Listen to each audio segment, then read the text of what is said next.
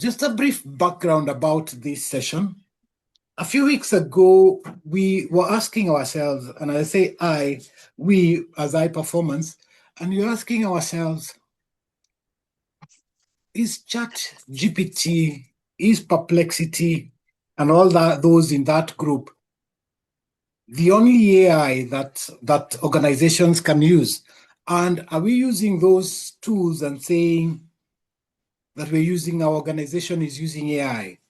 So we decided to do a small survey of which we will share our findings. And to discuss these findings, I have Kate Wekesa, Coach Andy, and we have Kennedy who will be joining us shortly. And the whole idea is to dissect and see, do we really need, are we ready as HR to have AI in some of the HR functions? Or is it that basically, what is the way forward? And so, Coach, let me start with the introductions. Kate, let me let you introduce yourself. And then we can go to Coach Andy. All right. Good evening, everybody. My name is Catherine Wekesa, but in the industry, most people call me Kate Wekesa. I've been in the industry, this is consulting industry, about 24 years, 24, 25 years. And my work sits at the intersection of strategy, operations, HR, data, and human performance. Basically, I help organizations to stop working very hard on the wrong things and redirect and focus on execution just by redesigning their systems, their processes, products, people, and segue the staff to Coach Andy and Kennedy to handle the technology from there. And with that, to the next panelist. Hi, I'm called Andrew Yeroba. That's the long name. The easy one is Coach Andy, an organizational psychologist. And what we are, organizational psychologists, we are the people who build everything HR. You're using a recruitment tool, we design them. You're using a performance management tool, we design it. We are the designers. You're using psychometric tool assessments, we design them, test validity, reliability, etc. And like Kate, I have about 27 years of practice in HR, in the industry across Africa, Asia, Europe, and the Americas. And just when AI launched, I pivoted into AI for human resource management, but I'm cross-industry when it comes to development and deployment of AI tools and workflows for organizations. I'm currently based in Uganda, work with a company called Utile Solutions, that's the management consulting arm, and then Phoenix Fortunes, that's the technology business. It's good to be here, and it's good to meet you all. I'm also Kenyan born, but Ugandan by nationality. Over to you, Martin. Thank you. I believe I've seen Kennedy. Okay, Kennedy, you could just introduce yourself. Okay, you can hear me? Yes, we can. Sorry for the 7 minutes. I wish Kenya had allowed robots for delivering items, and I'm not funny, just because I would not have gone out. I would just have order, robots bring it to the door, and that's it. I pick it. Anyway, sorry for that. So my name is Kingmetich Koros. I call myself a digital evangelist. I try to assist organization to put technology and its strategy into a system that really works, that answers questions of what's the value, and of course, most importantly, also I've also pivoted, as Ada was saying, to project management, having started from an insurance sector, where everything was structured, everything was bureaucracy. You follow instruction up down, and then I went into a startup where we could think about an idea, make a solution out of it, put it out there. And then later on, I realized the solutions we were doing were not being used by users. Then I went back to school to do some operation, understand the human behavior and all that. And then I moved from being just a computer scientist to someone who tried to bridge the gap between the system architects, solutions providers, and the users themselves, and ensure that all solutions are used and utilized as per the organization's needs at that particular time. That's me. Okay, thank you very much, Kennedy, and everyone, welcome very much. So the format we are going to do is just have a brief look at this survey that we undertook. Sample size is not big. We had about 70 participants in HR, just a few from outside the country. I know it's not a big data set, but I am sure there is something we can learn from it. That's the one key thing, because all the participants in it were HR. That's key. And thus, we know there's something we will learn from it. So just a very brief background, as I started by saying, the whole purpose of this webinar is to see and answer some questions around AI. And basically the big question is there more than ChatGPT, Perplexity, and the AI in that family? And again, specifically for HR functions. And again, what do we need to do? And then lastly, what does HR need to learn around AI so as to be a fit with the technology that will be more functional based? So just to share this, the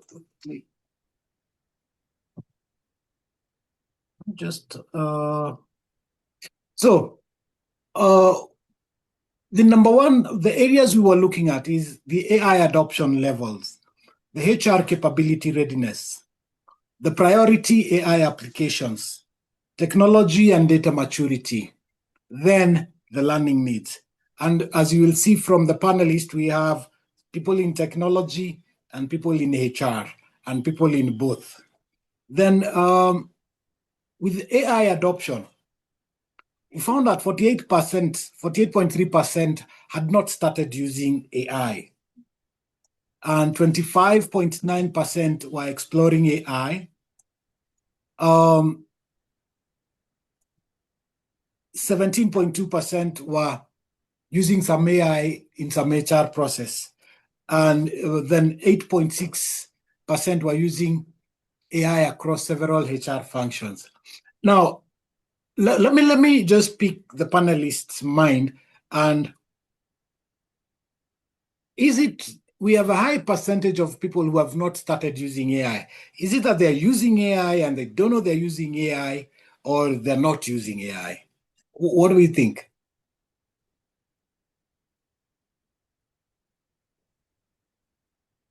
Yeah, Kate, yes. I want to look at it this way. Okay, fine. Yes, there are some who are using AI, but what are we using the AI for? For me, that would be a fundamental question. When we say we are using AI, what are we using it for? And those who are not using, why aren't they using, or what else are they using? Why would I say that? Because for us to have or to take AI and use it, we must ask ourselves, what are we using it for? What value is it helping me? Is it working on the process perspective? Is it helping me deliver on administrative, maybe tasks that I'm doing quickly? Now, if I'm looking at it that way, then I'm using it at the basic level where I believe almost everyone right now, because AI is the new kid in the block, everybody's talking about it. Even our grandmothers at home are aware about AI. We know we use it as a research tool. Shoot a question, it gives you an answer. But my question is, at the workplace, is that the best you can use it for? Is that the right tool? It's like going with a spade to tilt a shamba.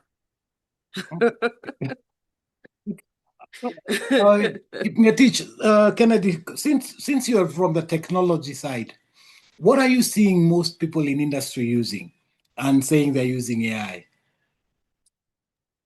So I think the perspective, first of all, the question we need to ask ourselves is, even before we answer whether everyone is using or not, we need to ask ourselves, do all organizations need AI? And the simple answer to that basically will be yes. But then, yes, at what rate? Not all of them need the same size at the same time. And most importantly, depends also on the functions in those particular organizations. So I will not say the 48% are not using. I'll say they are using, but they are not aware what level of AI they are using, because all organizations need that AI. And the second thing that I'll have to mention about AI at the moment, and this is in the Kenyan perspective, is that most of us have adopted AI for purposes of ATS. I think that's recruitment, and most organizations have started using that for receiving CVs and all that.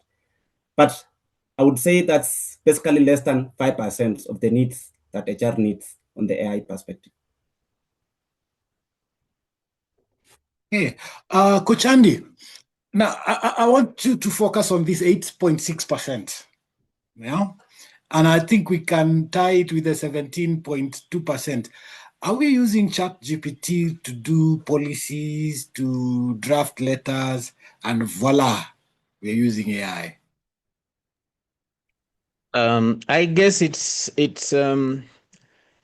you've just said it. You've put the words in my mouth. the people who say they are actually using AI in HR right now are the ones who will say, I uploaded this in the AI, and then it gave me a modified version. I wanted to summarize this report, then it gave me a good summary. I wanted to draft an email when I was angry, and then it gave me a good response and things like that. So those are few. And by leaning towards the previous speakers, he has a very complicated name, KK. Allow me call him KK. Leaning towards KK's submission. Adoption has leaned more towards what? Towards applicant tracking systems, recruitment. People are now discovering you can shortlist with AI, but even that has flaws. So people are saying we're actually using AI, but it's rudimentary. If I was looking at AI in a growth phase, right now we're at agent orchestration. People are still struggling to learn prompting. So HR is in the 18th century of AI, while some people have moved to the 21st century. That's what I seem to pick when I am having conversations with HR practitioners. Over to you, Chair. Okay, so thank you. Now, to everyone in the session, I have a question for you on chat. What AI tool are you using as a HR professional, right? So let's see what actually people in the session use. So if you can type your response on chat, let's see what people are using. So maybe Martin, as they do that, there's something I wanted to point out, and I think this is you mentioned something that then pointed to how I would want to categorize, and I think the team, when they will be answering, let them categorize in this perspective. So there are 4 levels of AI that we need to look at. So what he mentions about drafting emails and doing all those could be classified as generative AI. That's the ChatGPT kind of AI that you do to compose messages and Microsoft Copilot and all that. But then there's a second one called automation AI that will assist you the repetitive task that you do in the HR, like saving files and all that. And then there's the predictive AI, which is now, I think, where we are supposed to be leaning towards, even at this particular time, in terms of utilizing AI, which allow us to look at data that already exists and give us some prediction. And then lastly, there's the decision support AI, a decision based on any data, and are our data structured, and are they reading onto that? So there are 4 elements: generative for emails, automation, repetitive, that's predictive, and then lastly, decision support. So as you say what you are using for, you can attach it to one of those 4 so that at least we can tell where you are. It will show us the level of AI usage. Thank you.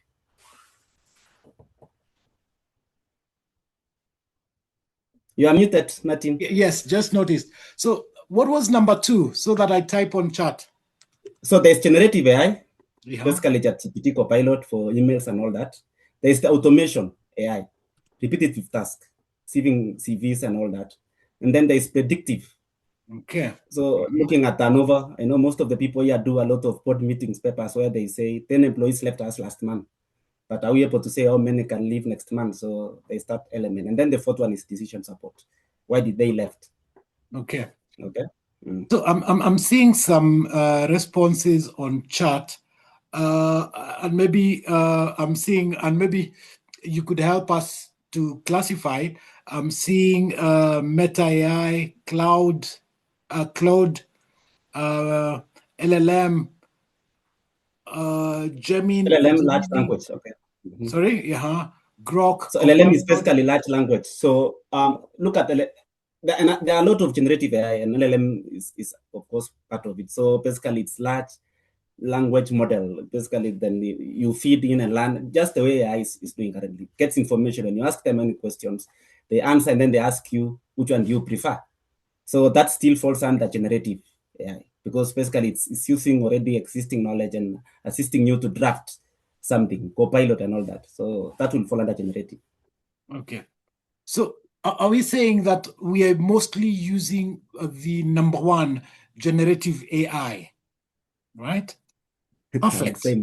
So yes, I could even extend it further. After generative, you have, like he said, there is predictive, and then of course there is agent orchestration. Then there is artificial general intelligence, and then there is artificial super intelligence, which we haven't even reached as we speak. Research is breaking into artificial general intelligence, hopefully with quantum computing that is breaking barriers. We'll get into both AGI and ASI.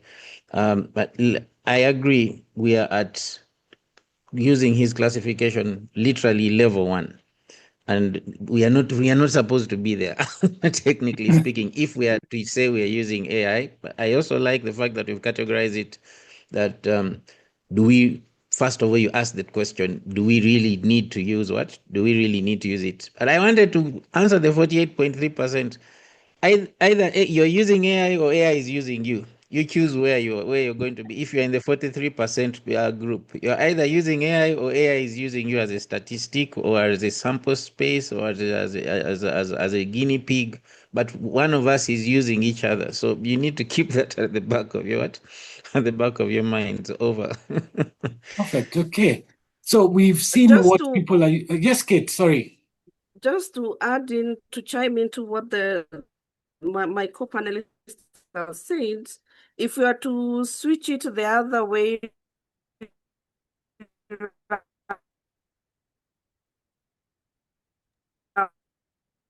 Kate, we are losing you. We can't hear you properly. In terms of when, okay, probably I think it's my network. Has it stabilized? Yes. Can you hear me now? Yep. Okay. So what I was just saying, you will find from the other side of it, if we are not to use the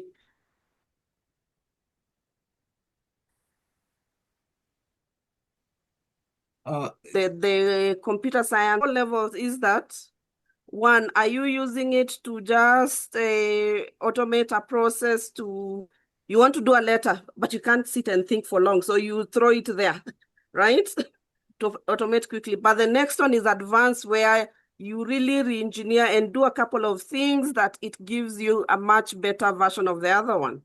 But again, moving to the other level is where now it is connected to other sources and it's giving you information. But the bigger one, or the large one, the last one, it's gathering data internally, externally, combining, giving you internal value, external value, because we are always asked to, of what value is it to, for us to have that AI. So why are you using it? Is it increasing the value you as the HR person, from what you're doing from the people perspective, to change that, or to increase the value of the organization? So just the same way, the same wordings that my co-panelists have just said, we are both playing at the first level, but at the basic of the first level. Basic of the first level, doing 1, 2, 3.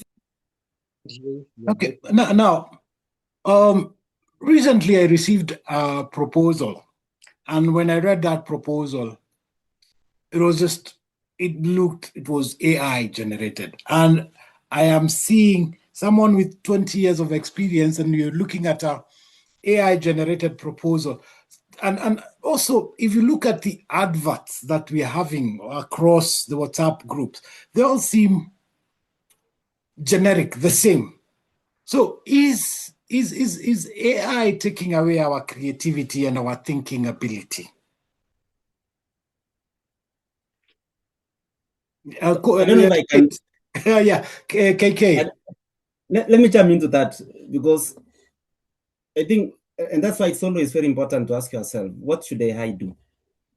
Basically for decision making, better decision. Actually, not just better decision, it's faster and better decision. So what that means is there still need to be an element of human sitting between AI and the output. And that's I always like mentioning that it has to be clear that even whatever AI outputs comes out, you just need also to peruse, if basically like you mentioning someone drafting a message, all that. So there has to be a human element, the ethical part of it. And so AI should not be everything. It should just assist you do things faster and make the right decision. Full stop. But then at the end of that, there has to be the ethical element of the human being. And that will then avoid the issue of generics. Okay, perfect. Kate, just a quick chipping into that, and then Coach, and then we go to the next area.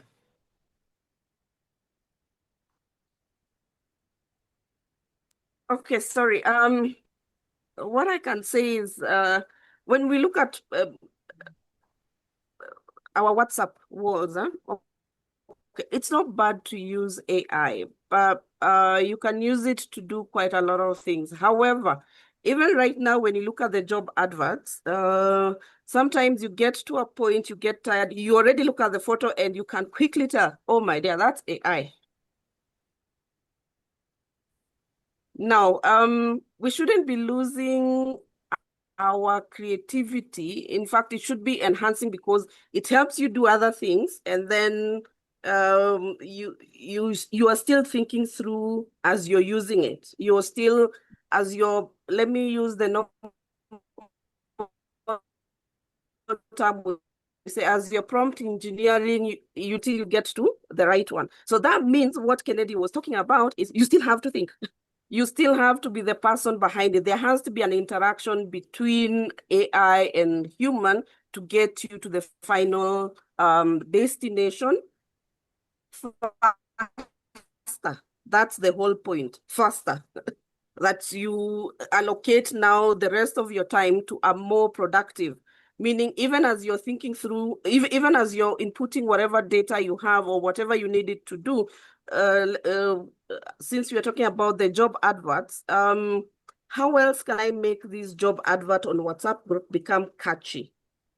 Catchy, not deluding people, but catchy that people will want to look at it, will want to look further into where the role is advertised and apply for it. Being ethical at the end of the day, that I don't give you, like a salesperson, I don't sell you something shiny, but when you get it, it's even worse than the rust that Mabati rust, or the rusted rooftop. Let me put it that way. I remembered we have participants from across the continent. The borders, yes. Okay. Perfect. So that's a key thing, that we can't lose our. Okay.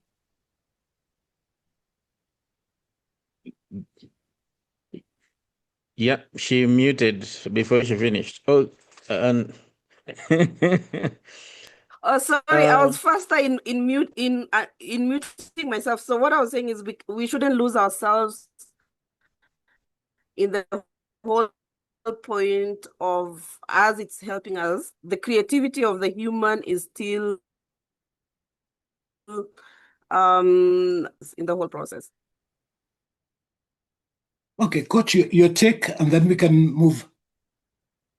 Okay, so one, we shouldn't. AI is an assistant. We are not supposed to delegate. That is one. And KK has just said, without HITL, you better learn this word, HITL, human in the loop. without without the human in the loop, you're going to get messed up. That is what we need to keep at the back of our mind. Number two, AI is not very trustworthy on larger data sets that are wider than its context window. So, and I'll give you a very simple description. And that's if you have if AI can only read 10 pages maximum, and you give it 100 pages, it will read the 10 because that can fit its context. And then any question you ask about the remaining 90 pages, it will probably hallucinate. And that's why there is the emphasis of let the human be in the loop. So yes, one, bear in mind, what is a machine? AI is part of the machines. Machines are supposed to make life easier, but not to the extent that you delegate everything to the machine and let it do what? Let it do the work for you. So it should support your ability to be more productive. It should support your ability to take faster decisions, and it should support your ability to be more efficient. But don't delegate authority and authorize AI to do everything. You will get screwed over, and you will pay the price because you are the decision maker. Over to you. Okay, perfect. Okay, thank you. So the other area we were looking at was AI HR knowledge. And we can see from the numbers, 41% total classified themselves as beginners, 32.8% as basic, 17.2% as intermediate, 8.6% as advanced. Now, my key interest here is, do we think, and here is we are hypothesizing, it's on a hypothesis, are the 8.6% who are advanced good at the generative AI, or have we crossed to the other higher level? And Kipngetich, I'm seeing you smiling. Maybe you could share with us what your thoughts are. I actually would want to know what the 8.6% who are advanced are using AI for, because then from there, then we can be able to tell. Because one of the first questions I'll ask myself, even if you have that kind of knowledge, is the organization, is it ready for that tool to reach that 8.6% advance? And I would say there are myths and realities. And I would say part of the things that can make people think they are, of course, I'm not refusing that there could be 8.6 using advanced, but then advanced of which layer of AI, okay? Because the leadership, the data itself that AI needs to consume for it even to give an output on its own needs to be at a particular level to allow you to be intermediate. That would be my take. So I would want to know they are using AI for what particularly. And then from there, then I'll know if it's really advanced. And again, it will be important to know what data sets they are using it for. Okay. Maybe I could just describe a journey, and then Keke will give us an idea. A very brief journey of mine. I started using AI. I was the soul who converted to Paul. When AI came, I just started my PhD research, and then there was saying it is good at literature review, and I would give it content, and it just gives me fake references. I'd go to the reference, and the references don't work. So I would use that, and then I moved from that point, and then I got into starting to use automation tools, vector shift. Then I transitioned to NA10 and started building AI workflows. And then Claude Code came in, and then I started building tools for recruitment, tools for CV review, automations, career coaching tools, and AI can coach you right now. I have it on my sites and things like that. And then recently, of course, now I use Claude Code in VS Code. Remember, I'm a psychologist. I'm not a developer. When somebody talks of VS Code, you get worried, and so you think the guy is what? He's a developer. So now I've built an end-to-end recruitment thing where you just upload your job description, you click, it generates a shortlist using a schema, shortlisting criteria, and then you edit the shortlisting criteria.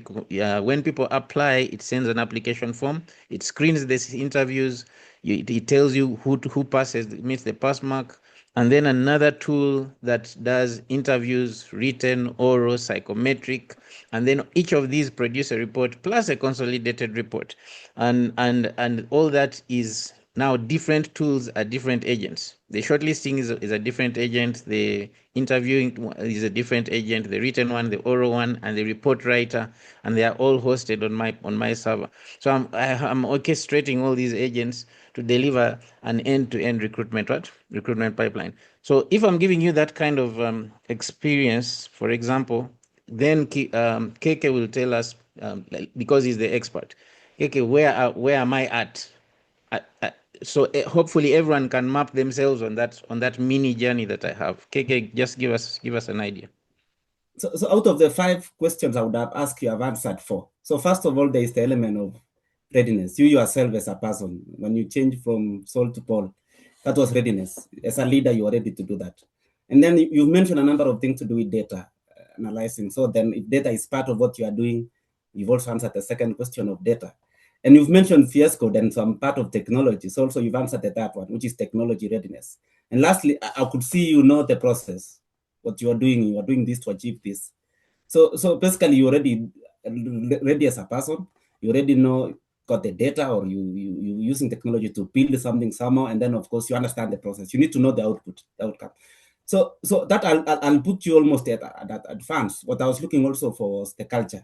Now you have that solution, how often is it used? And what's the trust level? Okay, that will be the most important aspect I'll ask. What is the trust level? Once you get an output out of it, are you willing to go with it, or you still need to do intuition? Because I know HR is about people, and sometimes I don't know. I think I'll let Kate answer this. Do you use data or intuition in HR mostly? So do you trust the data that come out of it? That's the culture element. So I think based on that, you've answered 4. I was looking now for the culture, and then I can say you've reached that advance. The other thing that I would mention before I can let you answer is there is what we call innovation, there is what we call invention, and then there is what we call adoption.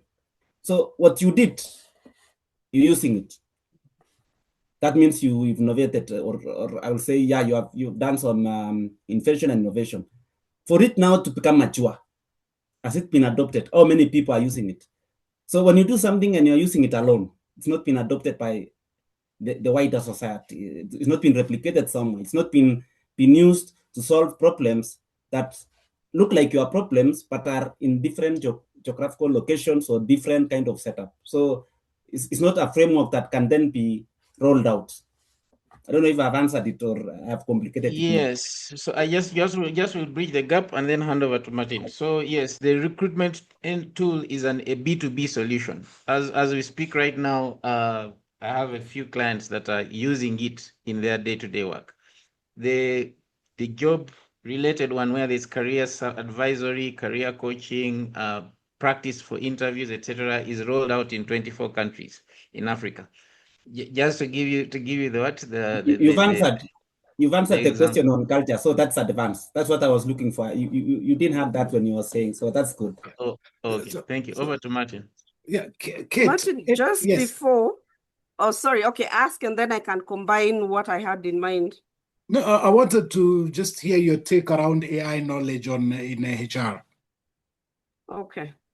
So I would want to take a little bit of pause. We've heard from Coach, we have heard from Kennedy. But my question would be, from the participants who are here, we are looking at it from our industry perspective of it, meaning how we use AI within our organization.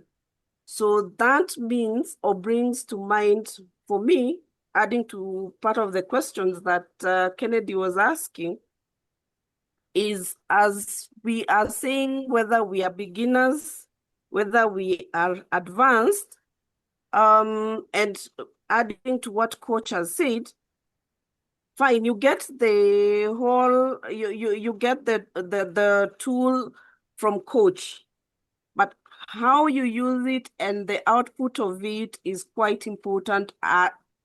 more than you getting it from coach. So in as much as you might say, yes, you're at beginner, you're at advanced or you're intermediate level, what are you using it for as the organization? Now, when you're using the ATS, how are you using it to actually give you value? Okay, fine. Even if you're going to look at the recruitment turnaround and all those things, then what? Fine, you have a certain metric there, but how does that metric move the needle within the KPIs in the organization and pushing it even further from there, from the organization, such that you can win your war on talent within the industry or within the market, that you're able to get the right talent. And that goes back to what Kennedy and Coach was saying. That data that you have you made sure that the data quality is actually good, that this AI can actually help you, or the data that you have within is actually clean, of good quality, that it's able to use it to what? To help you in that recruitment. That even as you're going through the end-to-end of the whole recruitment process, that you're getting actually value to the organization, and that it feeds to other things. You just don't end up saying, yes, we are using an ATS. We see so many adverts, people saying we are doing recruitment, our recruitment system uses ATS. So what?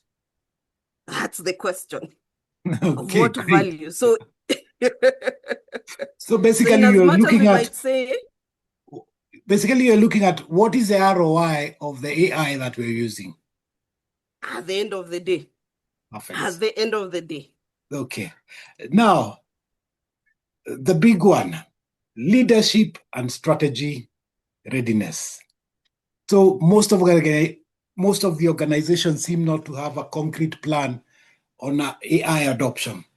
So is it we are seeing XYZ is using AI, we need to start using AI without asking what are we going to use it for? Are we copying and pasting? KK, let me throw this to you. Then we have Coach and then Kate. So I think one of the things that people have missed, and that's why I told you in my 14 years experience in the digital world, and I always notice this, and I've done some paper on it, is that people buy technology first before they decide what they want to do. So you've had company A is using Copilot. So we spend money on buying Copilot, but we do not know what that organization uses Copilot for. So in short, the short answer for that is we start from the process. That's why I was answering the question. You need to understand what's the process first, and then you look for the fit for that process. The tools available out there do not solve all the problems. There are specific tools for specific problems. And that's why, yes, all of us needs it, but we don't need it at the same time. We don't also need it in the same shape and size. So you need to start from the process. This is what we've been doing, and this is what we need to achieve.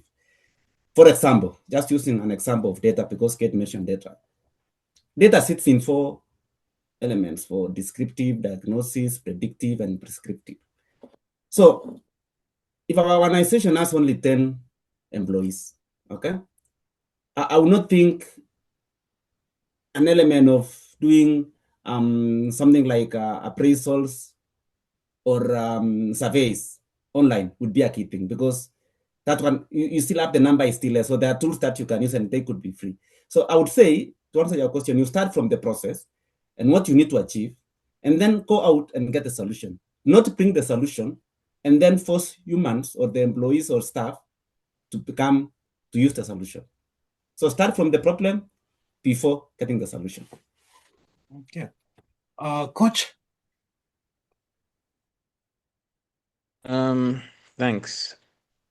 I don't know what to say about having concrete AI adoption plans. Even the stats are showing that, like Kike has said, people buy technology before they discover why they need it.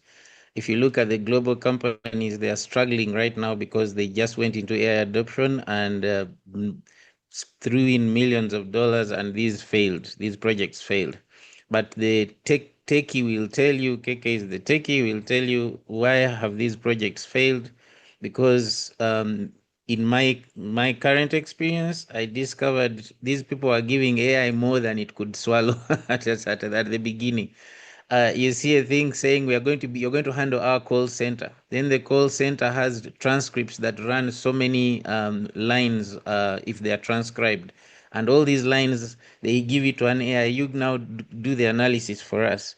And then the AI can only do analysis up to a certain context windows. So then they will be like, this analysis is not true. This analysis, and they had already fired 30,000 employees because they said AI was the next what? The next thing. So yes, people will not have an adoption plan because they do not really know what the capability of AI and the weaknesses of AI. That's number one. But the primary one is what KK said. You do not really know what you want to use it for, but because everybody is saying there is AI, you buy the thing. You buy a ChatGPT subscription, you buy a Copilot subscription, and you say AI is available for you. And so I wouldn't blame these people not having adoption plans. But I know, for example, I think KRA, URA, I don't know about Tanzania Revenue Authority, Rwanda Revenue Authority. They have all set up AI divisions. Divisions for what? for artificial intelligence, to begin to think about how we can exploit AI at this point. But maybe later in another future meeting, you want to begin asking or helping the HRs as high performance. Those of you who are here, link up with high performance and walk through are we AI ready, and what does it take for us to be AI ready as organizations. That will help you begin to figure out where you're at, how you can become AI ready. I guess that's part of why we are going through this. If you see this at 70%, we are in a bit of trouble. So even if you do not know, the same way we treat malaria prophylactically, and that is for only the falciparum strain, you need to prophylactically diagnose your organization and say, do I have an AI adoption plan? be proactive before you get hit, and that's the whole point. So again, thanks to Martin and High Performance. We get back to High Performance and they work with you through that journey. Over.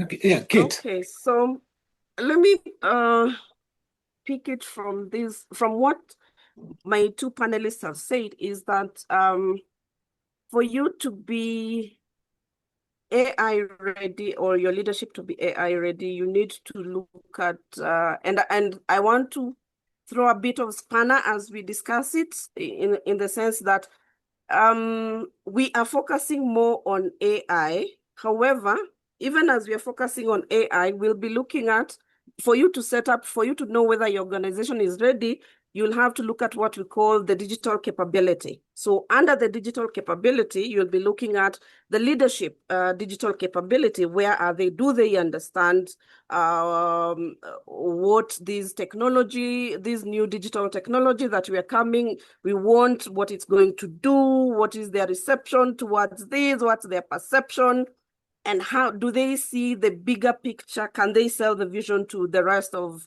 the people in the organization? That's one part.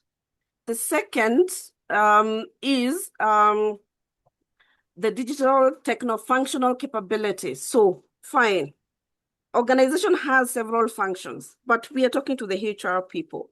So under this techno-functional arm of HR, what's your digital capability, your processes?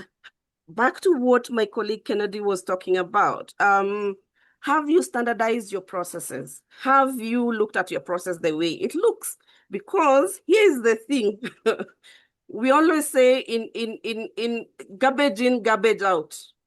So if we have not streamlined what we want to use the AI for, and we are giving it garbage in, be sure it will hallucinate properly, 1,000%, and give you something to go and work with it. And you are singing, I used AI, I turned around this, whatever I needed to do in 1 day, in 2 days, what I used to do in 2 weeks, but it has really hallucinated because of the way the data you have given it.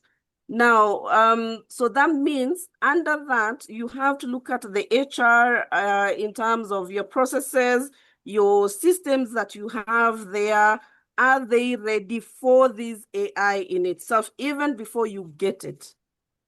Now, the other last part, remember HR, you interact with everybody in that organization. So meaning that the mindset and the culture, what Kennedy had talked about, and also what Coach has also touched about, the mindset and the culture of the people internally.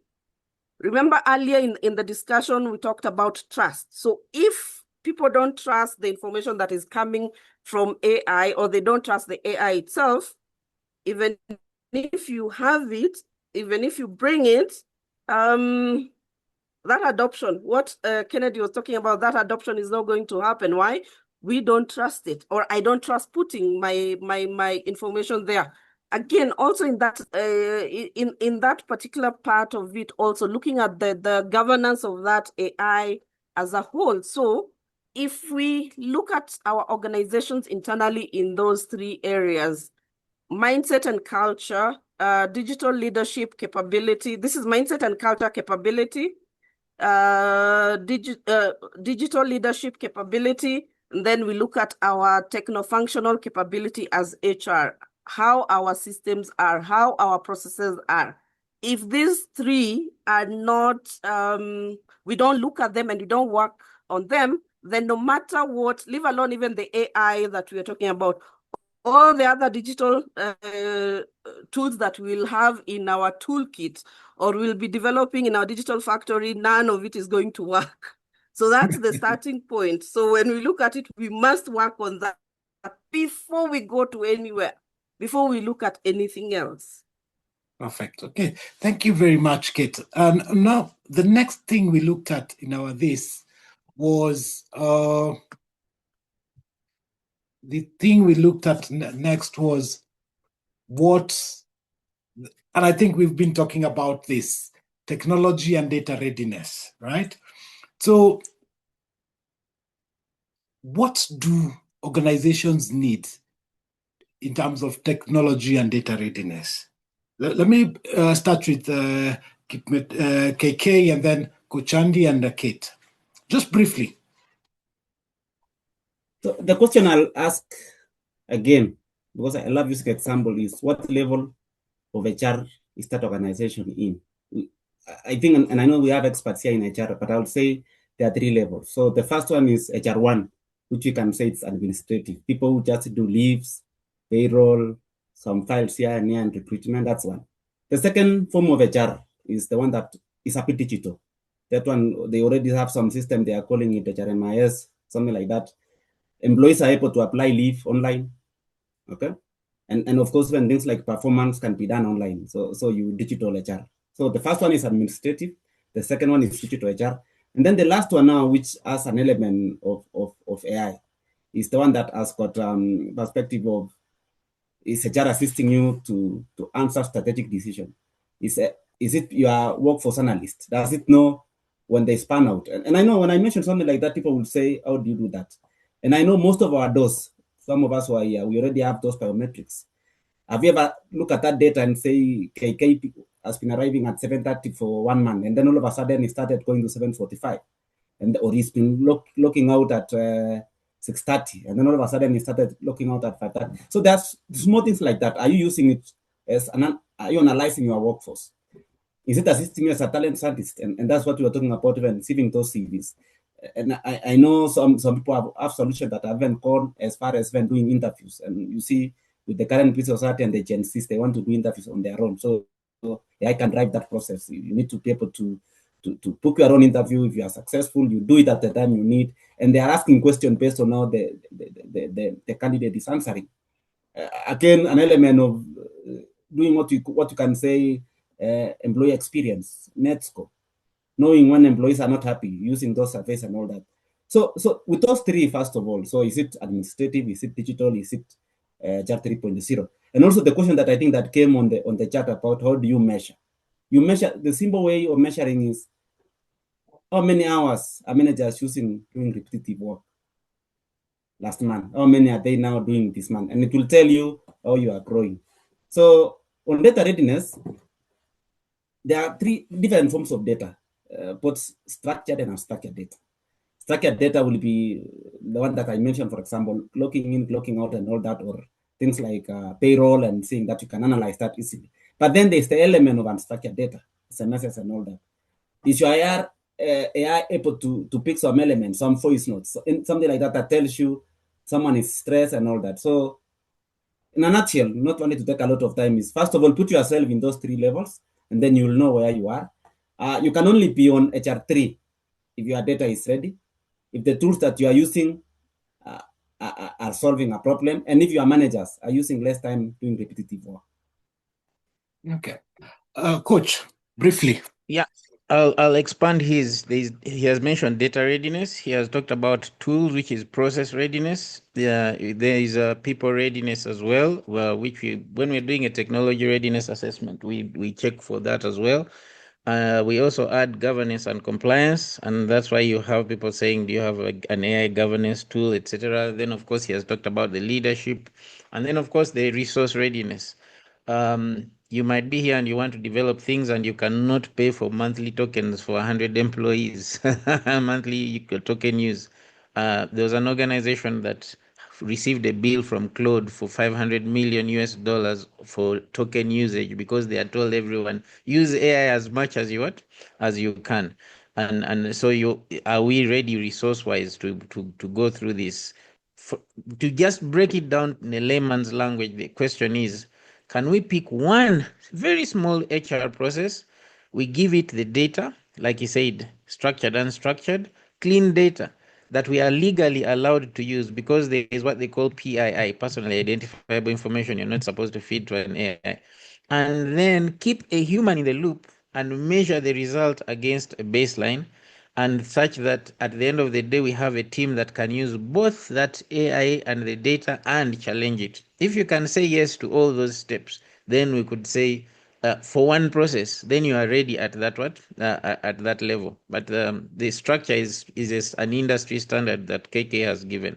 Process, people, governance, leadership, resource, and the rest. All those are structured readiness measures, for lack of a better word. Over to you. Perfect. Kate. I think my co-panelists have covered it all. All I'd want to add is, from what has been said, apart from, remember, we've been focusing mostly internally.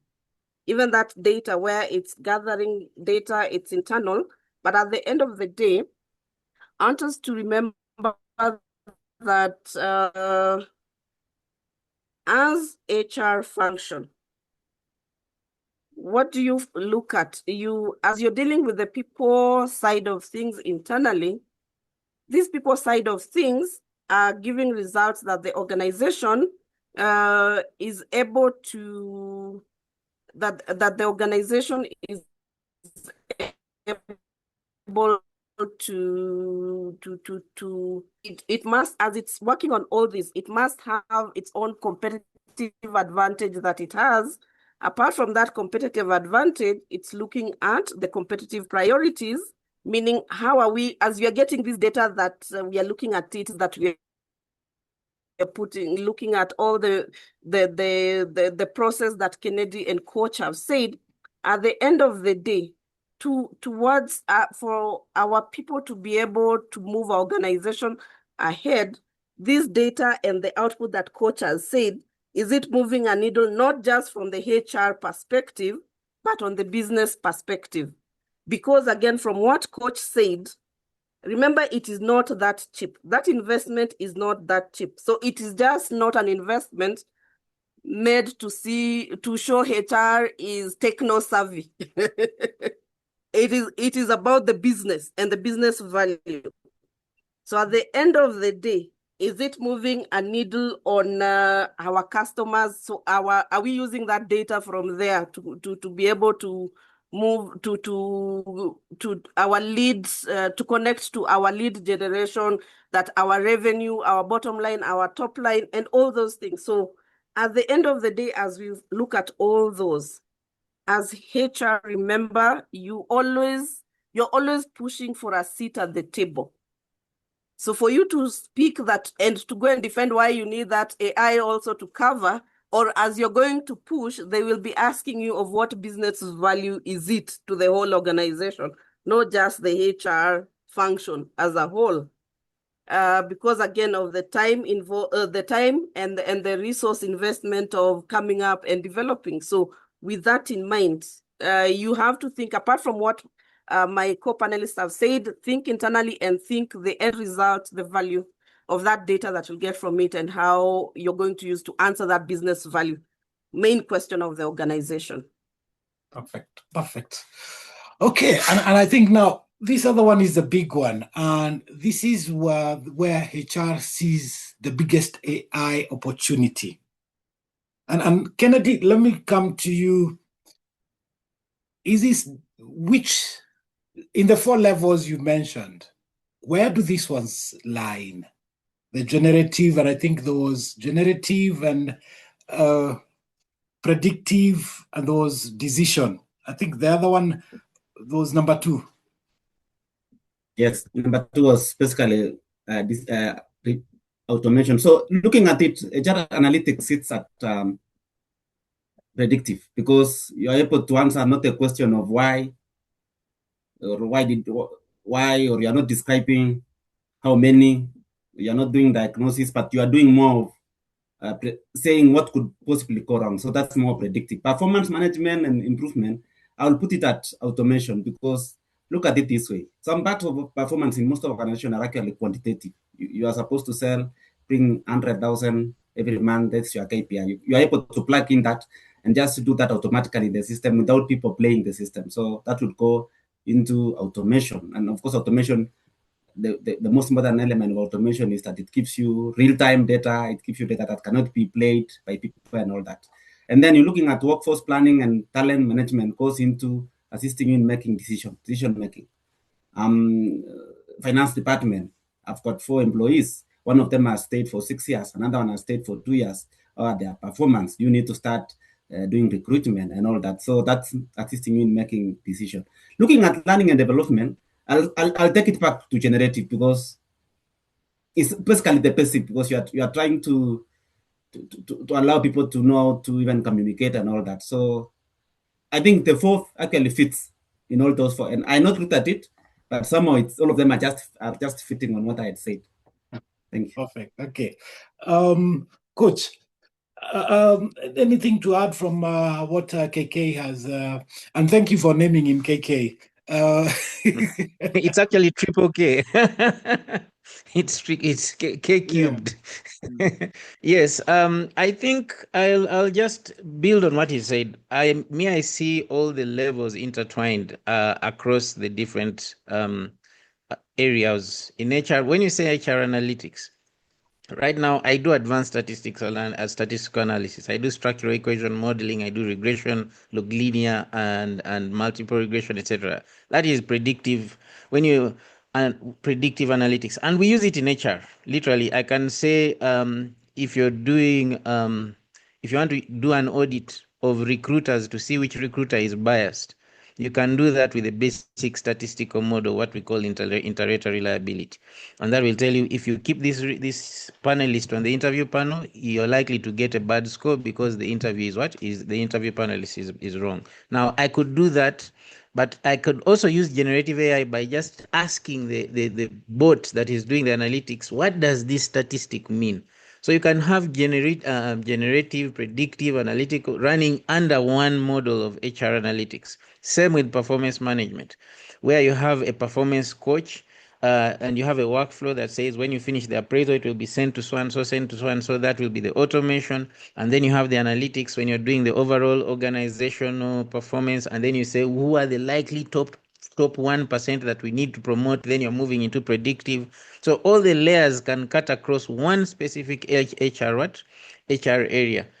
So you need to be very cognizant of that. Same with learning and development. When you're now going to stats for learning, metrics for learning and development, return on investment in training, you would have to begin to say what is the predictive potential of investing in AI training for HR. How much will we save in staff productivity? You have a metric there that is also predictive. But when somebody is undergoing the actual training, you'll be saying, generate a training program and slides for me. So all of them, for me, they cut through depending on the level of HR maturity. Let me even call it HR maturity that the organization is at the end of the day. So I would be very cautious, but I would say, guys, we always start from somewhere. If you're still in the generative, just ask yourself, where will I go next? If you're in the next level, ask yourself, what do I need to do to move to the next level? Is it necessary? It may not be necessary for your organization, but as an HR professional, it will be necessary for you as the what? As the HR professional. Over to you. Okay, thank you. Thank you, Coach. Kate, and as we are coming to the top of the hour, will this change HR as we know it? Right. To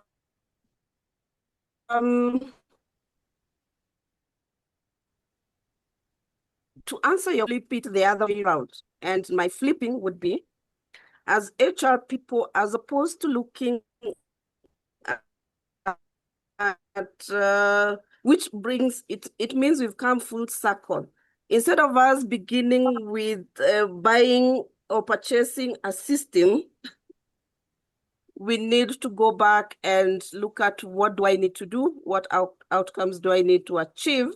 Then when we look at that, yes, when you bring in AI, you bring in other digital tools, they will change maybe your operating model, they will change your processes, they will change even the culture.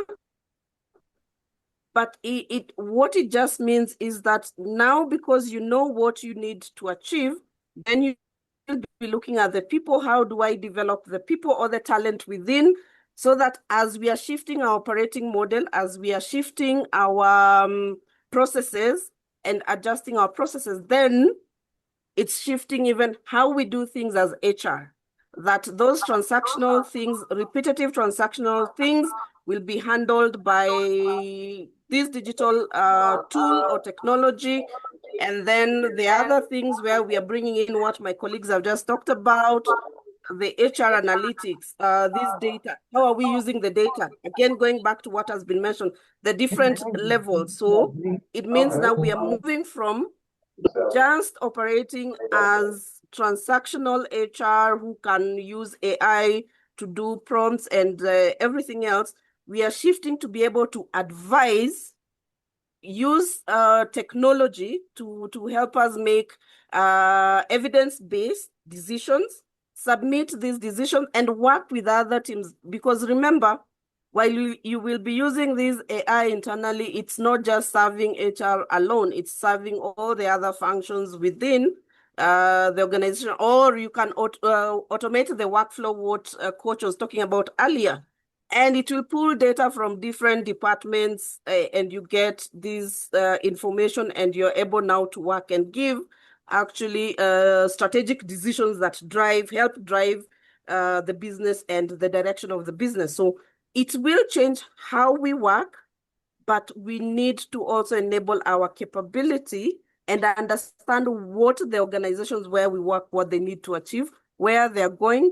And another thing, there's something called digital strategy. So we need to understand where that digital strategy of our organization is. Where do we want to go in terms of our digital strategy? And then as we plug in, as we work our way around HR, around our processes, around our procedures, and around the way we work as HR department, it will shift, but it doesn't mean that it will shift for the worse. It will only shift that transactional things will be automated. Non-transactional will be pulling data and giving advice from that perspective, that angle. So as we think about it, let's just not close our mind to only AI. Can we look at all the digital technologies and use the ones that make sense for us wherever we are? That's how it will be helping us.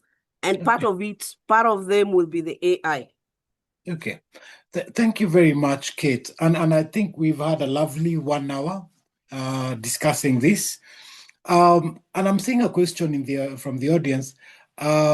What advice would you give HR leaders who want to move beyond being policy custodians and become AI champions driving organizational innovation? I think it's a heavy question. Or maybe in a brief, we can try and respond to that.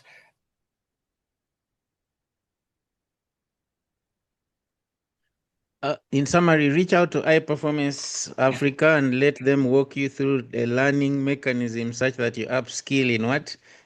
That will just save you a lot of trouble. Just ask them, yeah, I think for me that's the easiest way. Drop them a message and tell them I want to upskill, and you'll move on from there. Over to you. So basically, we and I don't want to preempt this. We have areas that HR needs to learn within AI to be able to move to be AI champions. And basically, that's the next step. And I think Kennedy Triple K mentioned it when he categorized the 3 categories of HR: the HR1, the admin; HR2, digital; HR3, the strategic HR for strategic decisions. And I think the question here, if we might paraphrase it, is how do we enable a HR professional move from HR1 to HR3? Would that be the proper question we are asking here? KK, since you brought that up. Yeah, exactly. I think you just wrap it up. And basically what you need to move, and I think it starts with an assessment, first of all, even before you decide you are going, you need to be assessed. And sometimes it's good to be assessed by a third party. You cannot audit yourself. That party tells you your readiness, what you need, and what have you. And number 2, internally, you ask yourself, because I know most of us have worked with data, which just tells you what happened. And then, of course, analytics will tell you why it happened. Then for you to transition now to know what would happen next and get recommendation of how to either make it good, make it bad, or stop it in that way. So moving from knowing what happened, analyzing why it happened, to getting recommendation on how to act or respond to it is very important. So that's the final line I can put there. But you'll need a third party to do what you call assessment, understand where you are, get the right tools. Because again, if you are dealing with a salesperson, a chamber will work for everything. But you need someone who understands, first of all, what you need, and also get your capabilities in terms of skills. There could be some need for upskilling and all that. Thank you. Perfect. So as a coach, I had seen your mic was on. Your input into this, and then Kate, and then we have 1 round of final thoughts. Just get curious about AI. Mm-hmm. I literally charge people $250 a month for a month session over weekends to learn AI. But if you're curious enough, there's a lot of opportunity for you to learn. You must be curious and then commit some time. You'll get a lot of mileage learning AI. So be over and above this, just be a discovering person. And then if you need a structured mechanism for your organization, because you cannot tell the organization, go to YouTube. That's when you you call the Martins and the high performance of this world and say, guys, come and do an assessment. Come and walk us through this journey. So get curious. That's the only way you'll manage this at individual level. And don't wait for your organization to drive this process, because it will be the first to fire you. Oracle did exactly the same. They hired so many software engineers to teach AI and things like that. After that, they gave them payment in lieu of notice. where they tell you shut down your computer, here's your paycheck, leave today, tomorrow don't come back. That's what they did to 30,000 developers. So don't be the statistic that is fired just because you're not curious or what about AI. The future is real. Right now we are thinking of an organizational structure. When we are doing organizational design, the new employee will be a customer service AI agent, a recruitment AI agent. That will be part of your team that you're working with. It will no longer be a human. So prepare for that kind of future as an HR what? As an HR practitioner. Because you're going to be designing organizational structures that have employee agents. Now, if you yourself have no clue about what's happening with AI, you're going to be in a bit of what? A bit of a problem. So keep that at the back of your mind. The research just came out 3 days ago, where they are showing an organizational structure with dynamic employees who are also AI agents. Countries are talking about taxing agents and whether the agents should pay income tax and pay social security and things like that. So keep that at the back of your mind. Over. Kate, your parting thoughts, and then we'll pick one or two as we close. Okay. My parting thoughts are, as HR, look at yourself, what my colleagues were talking about. Do what we call technology assessment in terms of you helping yourself. Look at yourself as an organization that you are, and the HR space that you play in, and at the end of the day in the world. That's one. Two, look at the world, and normally look at the World Economic Report. They usually give skills that are needed, or the skills in the next 10 years, skills in the next 5 years, where the world is moving. Now look at those skills. So this is what I do, particularly for myself. Every quarter, I look at where am I in terms of what do I need to achieve? What am I looking at? So I look at Kate as an enterprise. Kate wants to do A, B, C, D. As an enterprise, for her to do A, B, C, D, I need this skill. And that's why when you heard in the introduction, I gave you a bit of a long line that I connect so many threads together. So I look at where do I want to play? What do I want to be? What do I want to deliver at the end of the day? So if I want to be an HR who is tech savvy, who brings in who brings in or is a champion of innovation in the organization, what skills do I need to have? So where am I? What do I have? What levels of these skills that I have, where are they at? Now, from what I have, what can I play with? What gives me the strength in this market right now? And then what else do I need to add? And from what I need to add, is it giving me value now? Will it give me value in the next year, or will it give me value in the next 3 years? And then I categorize my development alongside what I think the organization or where I am, what is needed. So as I pair that, now I keep growing myself along that side. I connect with people like Kennedy. I will read, I will look for YouTube. Sometimes I immerse myself as what we call an assistant in any particular way to internalize what are questions around that to enhance my skills. So at the bottom line of it, you need to constantly develop yourself. You need to constantly look at what is there, are you do now? You figure out what can you play with. You'll find a lot of tools, but master particular ones, because you'll find some structures behind the scene almost similar. So master some that then it makes you easier to switch to others because you have this knowledge in this particular area. So that would be my take home. And for the organizations where you work,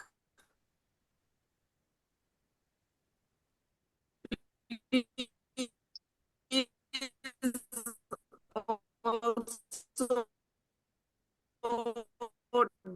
don't just stick yourself in the HR function. Interact with the see how you can be that champion, how you can push AI, how you can push Okay. technology and what it can do as you speak in terms of business, changing even the people's lives within it.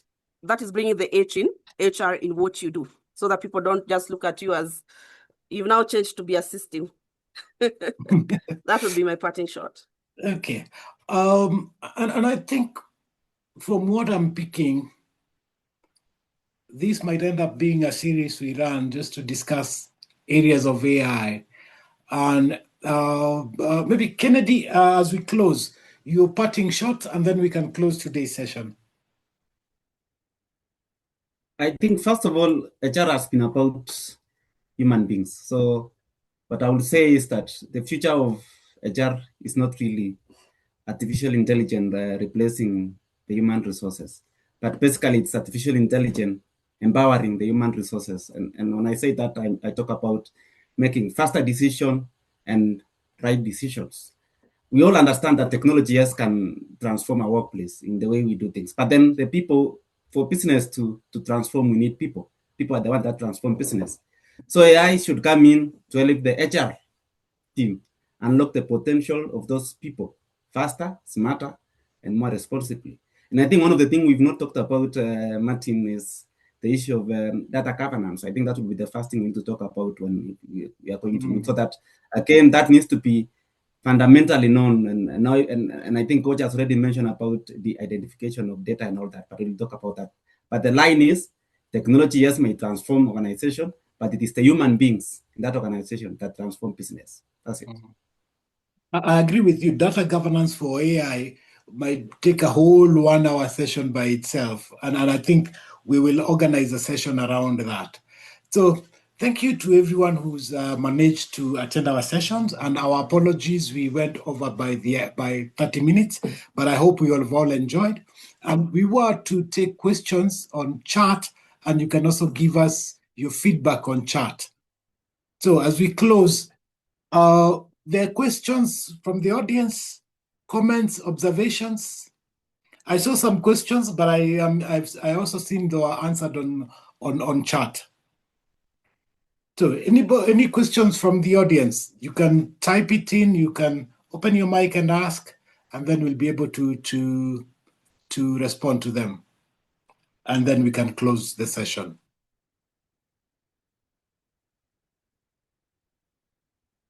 Okay. Perfect. Thank you very much, Sharon. We appreciate. And I think we will have to have a follow-up webinar on this, maybe in about the next 2 to 3 weeks, because we might have just opened a can of worms, and a good can of worms. Okay. I'm not seeing any questions from the audience.